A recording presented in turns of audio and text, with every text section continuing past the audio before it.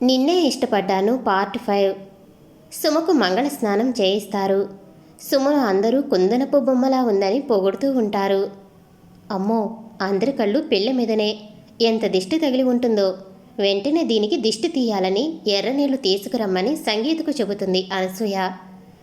దిష్టి తీసి నీళ్లు బయటపడవేయమని సంగీతకు ఇస్తుంది. సంగీత వాటిని తీసుకువెళుతుంటే పనివాళ్లు ఎవరొకరు వచ్చి సామానుల గురించి అడుగుతూనే ఉంటారు. కొందరికి ఎక్కడ ఉన్నాయో చెబుతుంది. కొందరికి నేను వచ్చి చూపిస్తాను అని చెప్పి పంపిస్తుంది. పనివాళ్లకు సామాన్లు ఇచ్చి త్వరగా పని చేయమని చెప్పాలి అని ఆలోచిస్తూ నీళ్లు బయటపడబోస్తుంది. అవి ఒక అతని మీద పడతాయి. ఏయ్ స్టూపిడ్, నీకు కళ్ళు కనిపించటం లేదా? ఓయ్, ఎవరు నీకు స్టూపిడ్?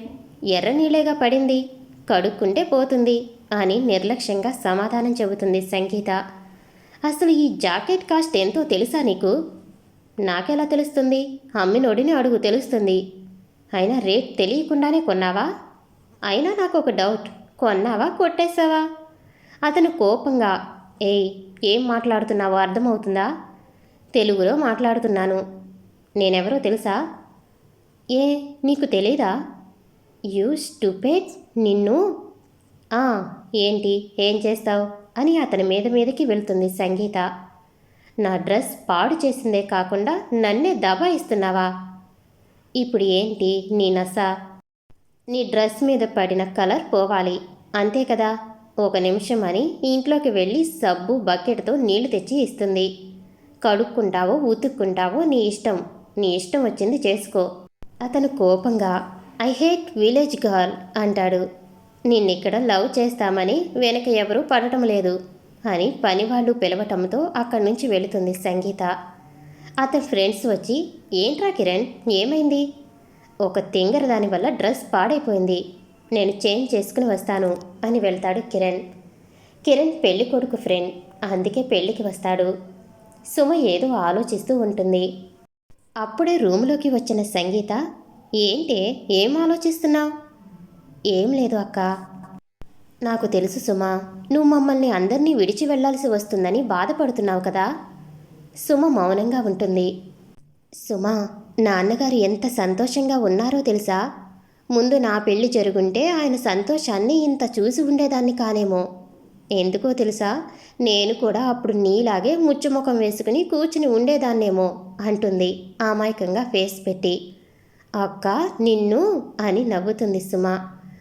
అది అలా ఉండాలి, ఎప్పుడూ నవ్వుతూ. ఏంటి, అక్క చెల్లెలు మంచి హుషారుగా ఉన్నారు. రండి మావయ్య, వచ్చి కూర్చోండి అంటారు ఇద్దరు.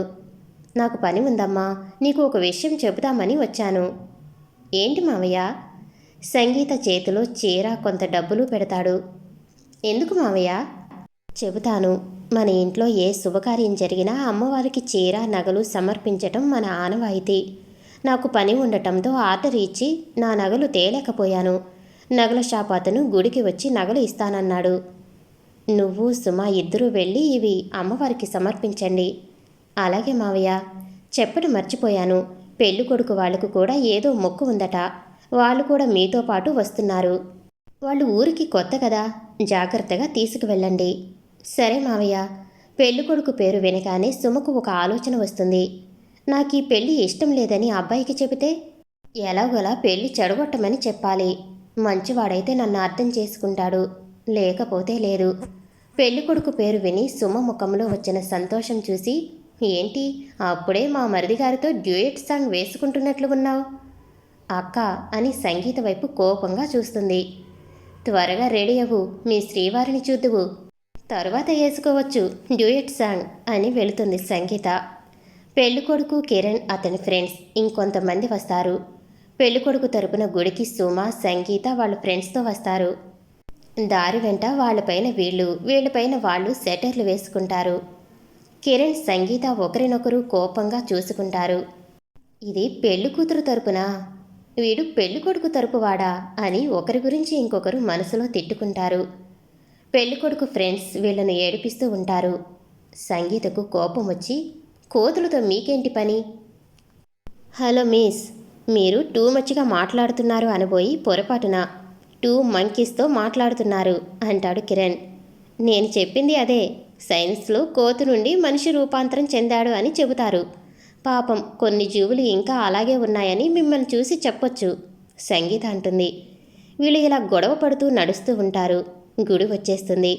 అందరూ గుడి లోపలికి వెళతారు, కిరణ్ తప్ప. గుడిలోకి కోతులకు కూడా ప్రవేశం ఉంది, రావచ్చు అంటుంది సంగీత.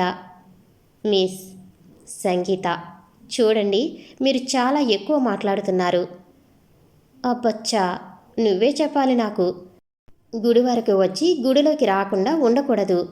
నాకు గుడిలోకి రావటం ఇష్టం లేదు. ఎందుకు? కొంప తీసి నువ్వు నాస్తికుడివా? నేను దేవుడికి వ్యతిరేకిని కాదు, నాకు నమ్మకం లేదు అంతే. అయినా నువ్వు ఎందుకు వెళ్ళలేదు? ఓ, మర్చిపోయాను, కుక్కలకు ప్రవేశం లేదా? ఏంటి, నేను కుక్క?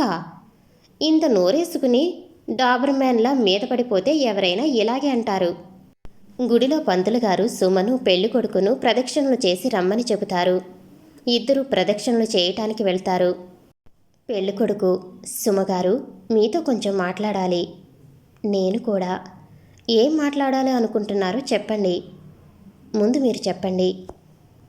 లేడీస్ ఫస్ట్ అంటారు కదా, మీరే చెప్పండి. అది కిరణ్ సంగీత వాదులాడుకుంటుండగా సంగీతకు నగల షాప్ అతను కాల్ చేస్తాడు. అమ్మా, నేను గుడికి వచ్చాను, మీరు ఎక్కడ ఉన్నారు? నేను గుడిలో ఉన్నాను సేటి. ఎక్కడ ఉన్నారు? గుడి బయట ఉన్నాను. సరే అమ్మా, వస్తున్నాను అని ఫోన్ పెట్టేస్తాడు. సంగీత సేటికి డబ్బులు ఇచ్చి నగలు తీసుకోబోతుండగా ఎక్కడి నుండి వస్తాడో ఒక దొంగ వచ్చి సంగీత చేతిలోని నగలు లాక్కుని వెళ్ళిపోతాడు. సంగీతకు సేట్కి ఏం జరిగిందో ఏం అర్థం కాదు. ఇద్దరూ షాక్ నుండి తేరుకుని చుట్టూ చూస్తారు. దొంగ కనిపించడు. సంగీత ఏడుస్తూ అక్కడే ఉన్న మెట్లపైన పడిపోతుంది. కిరణ్ దూరం నుంచి ఇదంతా చూసి దొంగను తన్ని నగలు తీసుకుని వచ్చి సంగీతకు ఇస్తాడు. సంగీత చాలా సంతోషిస్తుంది. నీ రుణం ఈ జన్మలో మర్చిపోను అంటూ కిరణ్ చేతులను పట్టుకుంటుంది. అతని చేతికి గాయమయ్యి రక్తం కారుతూ ఉంటుంది. అయ్యో, రక్తం! అమ్మో, నేను ఇంతవరకు చూసుకోనే లేదు ఇంత రక్తం. రక్తం పోతుంది, కట్టు అంటాడు. నీ దగ్గర ఏదైనా కర్చీఫ్ ఉంటే ఇవ్వు, కట్టు కడతాను.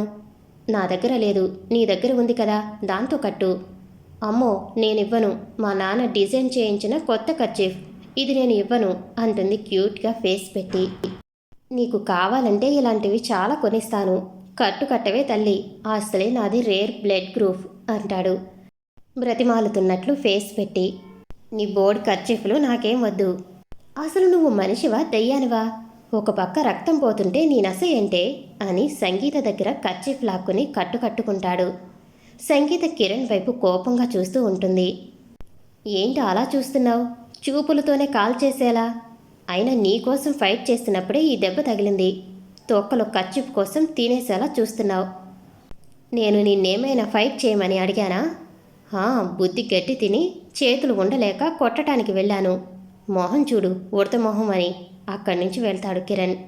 సుమ పెళ్లి కొడుకుతో తన ప్రేమ విషయం చెప్తుందా లేదా? తర్వాత ఎపిసోడ్లో తెలుసుకుందాం.